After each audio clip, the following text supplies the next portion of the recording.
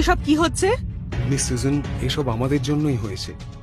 আমরা এই জোকারকে এখানে আসতে দিয়েছি, এর জন্য আমরা ক্ষমা প্রার্থী। মিস সুজন, আপনি হয়তো জানেন না এই পাগল টেন্ডার মিটিং এ ঢুকে পড়েছে আর বিশেষ অতিথির এই চেয়ারে বসে পড়েছে আর এখনো বলছে এই চেয়ারটা ওর জন্য রাখা হয়েছে। শুধু একবার ওর সাহসটা দেখুন, আপনি যদি এক্ষুনি বলেন তাহলে ওকে ঘাট ধাক্কা দিয়ে বাইরে বার করে দিচ্ছি। এই ছেলেটা খুবই শয়তান মিস সুজন।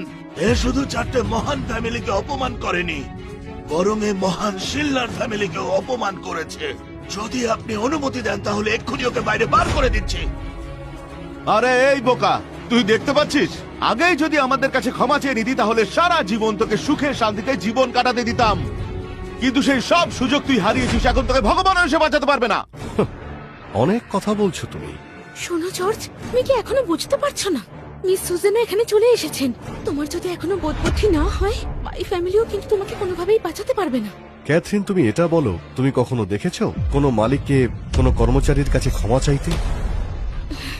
শোনো জর্জ, আমি এটা জানতে চাই যে তোমার মতো যার বোধবুদ্ধি কম, যার কোনো ক্ষমতাও নেই, যার কোনো মান সম্মান নেই, শুধুমাত্র নিজেকে বোকা প্রমাণ করার জন্য এখানে এত বড় বড় লোকের সামনে কি করে উপস্থিত থাকতে পারে? তো বড় বড় ফ্যামিলির লোকজনদের অসম্মান করার সাহস কি করে হয় তোমার? নিজের প্রতি কি একটু ভালোবাসা নেই? আমি তোমার শেষবারের জন্য বলছি, নিজের ভুল মেনে নাও। হতে পারে তাতে তোমার জীবনটা বেঁচে যাবে। এই